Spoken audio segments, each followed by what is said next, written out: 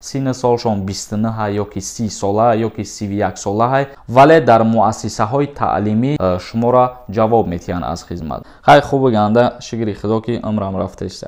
السلام علیکم به همه تماشابینان برنامه های کانال یوریست جی، برنامه های ساربان سفرов. تماشابینان عزیز ویدیو را تا آخرش با دقت تماشا کنین و سوال های که رای کردگین میخوانیم جواب میگردونیم. با معلوماتی همه شما یک اخباراتی نو میرسونم. اویدی دعوت کنی به خدمت حربی تعلق داره، با دقت تماشا کنین. بسیاری نفرها در کامنتری های ما سوال دادن که آیا همین گپ حقیقت داره که شهروندانی که سن سالشان به 30 ساله رسیدگی به خدمت حربی دعوت کرده میشوند؟ نه برادران عزیز، سن سالی که به خدمت دعوت میکنن اخیرش 27 سالگی میباشه و کسایی که خواهشمند هستند سن سالشان 29 یا که 30 ساله یا که 31 ساله با خواهش خودشان میتونن که رفته نامنویس کنن و به خدمت حربی سفربر کرده شوند. یعنی که این مجبوری نیست.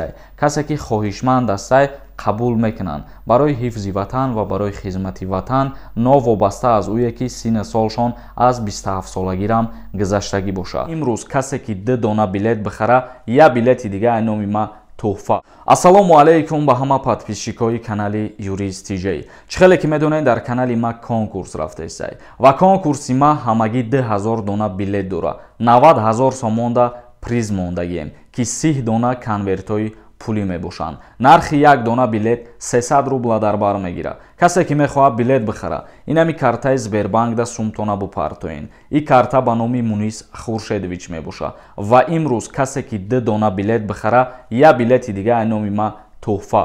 چکتونه در رقمای واتساپ روی کنین. بدرین بختونه بسنجین. بازی نو سرشیدگی. دستگیری کنین یک تایی یا 2 تایی بلیت بخرین. چی قدر که تیسر بلیت را فروختیم روزی فینال انیق میکنین. بازی مکسیمال نه چسنی میگذره. همه تونده موفقیت بلیت بخرین.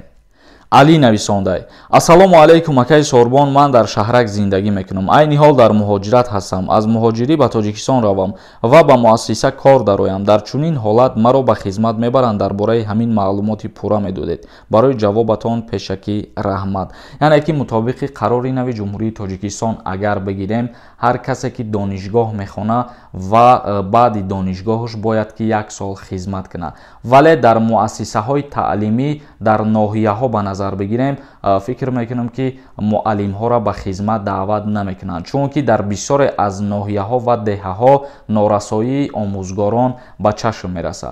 کریمов نویسنده: اگر یک کودک داشته باشی چند سال خدمت میکنی؟ التماس جواب ده. اگر یک فرزند داشتگی باشی 2 سال خدمت میکنی. یک حالت دیگر ای که وقتی که شما یک فرزند داشته باشین و عائله شما باز خداوند کنه که روزهای نزدیک فرزنددار شدنی باشه، در این حالت شما خدمت کردین و دیگه فرزند شما که به دنیا آمد شما را جواب میتین از خدمت. یعنی که وینی بلیتی که 2 سال خدمت میکنی میگیری، همو وینی بلیت صاحب شده آزاد میشین. احمدов نویسنده: اکاجان اینا مثلا 2001 2000 یا 2002 باشی، مرکزی تستی سپاریدنی باشی، قپن ابلا میبرن یا کی نه؟ اکاجان با همتون خاطر رسان میکنم. بسیاری همین نفرا سوال میتین. برای مرکزی تستی سپاریدن پیش از دعوت کردن به خدمت حربی شما باید حجتای خودتون پیشنهاد کنین.